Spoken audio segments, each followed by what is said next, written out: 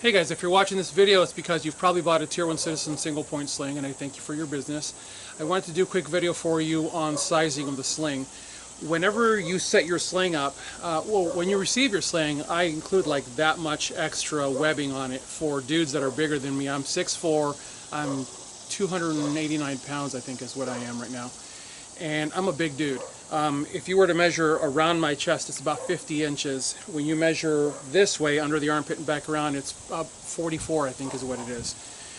So when you're setting your sling up, what I tell people is take your weapon, put it midline, make a loose fist, place it on the back of the stock or the brace, lower your chin ever so slightly, and if it just touches it, then that's exactly where you want it to be. And the reason for that is the shooting stance is weapon to the shoulder and then up fast, right? So what people need to understand is when you're working with a single point sling, it's not a 2-point sling, it's not a carrying sling, it's a fighting sling. The idea behind this sling is you want it to be tight. What I say to people is when you're sizing your sling, I've got my 3 slings here. I've got my OD green, my black, and my coyote. You can see all 3 of them are sitting pretty much in the same spot. When you throw the sling on without a gun, this is about how it should fit. It should be just bordering on squeezing you just a little bit. And the reason for that is, as soon as you put a load on that sling and it drags down just a little bit, like I said, that's about where it should be. Which is why initially the sling has to be set relatively high and a little bit on the tight side. Oh, and also to answer one of the questions that was asked, people say, well, you're going to hit yourself in the crotch. Guys, you're not going to hit yourself in the crotch. Just,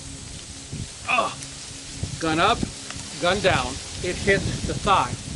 But typically speaking, what you're talking about is the draw, you're drawing, and you're releasing the gun. You're not going to go like this to yourself with the long gun.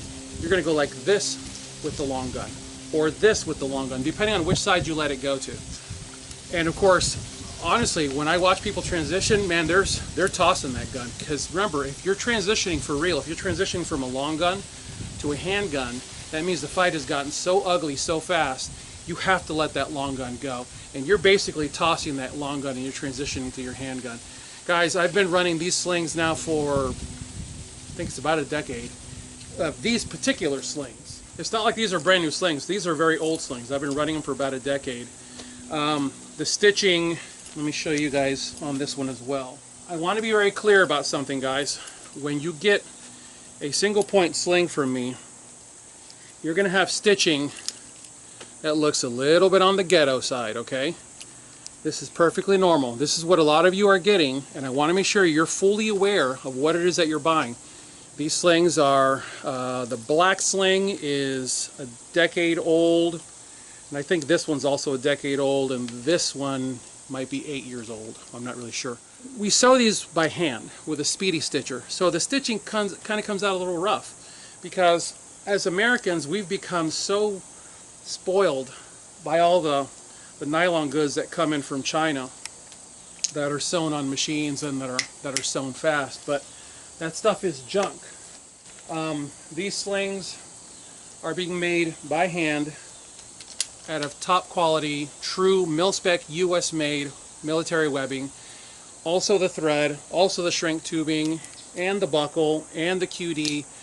That's why you're paying $99 for the sling as opposed to $29 for the sling. If you guys have any questions, shoot me an email. I'd be happy to answer it for you. As always, I thank you guys for watching. God bless you all. Get those guns out and practice. Have a good one.